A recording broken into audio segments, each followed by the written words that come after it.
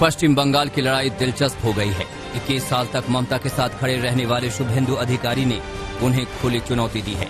TMC छोड़कर हाल ही में BJP में शामिल शुभेंदु अधिकारी ने कहा कि अगर नंदीग्राम में 50,000 से कम वोटों से दीदी को नहीं हराया तो मैं सियासत छोड़ दूंगा।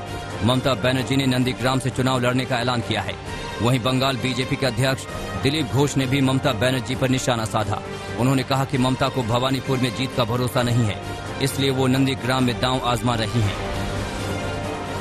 दक्षिण कोलकाता में बीजेपी नेता शुभेंदु अधिकारी के रोड शो में जमकर पथराव हुआ।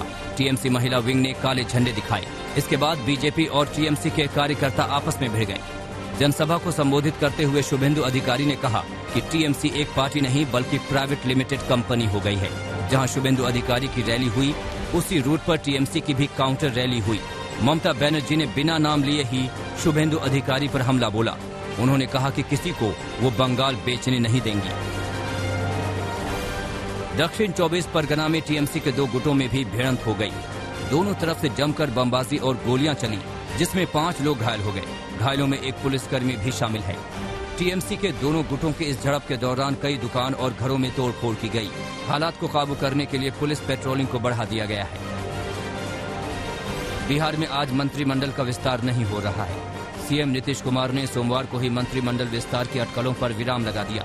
उन्होंने कहा कि विस्तार जल्द ही होना चाहिए, लेकिन कुछ देरी हो रही है। बीजेपी का बिना नाम लिए हुए नीतीश कुमार ने कहा कि उन लोगों का अंदरूनी मामला है और उनकी आपस में बातचीत हो रही है, लेकिन अब ये नहीं बता सकते कि कैबिनेट का विस्तार 2 दिन में होगा या 10 दिन में। बिहार में एनडीए सरकार के 2 महीने बनने के बाद भी कैबिनेट विस्तार नहीं होने के कई सियासी मायने निकाले जा रहे हैं।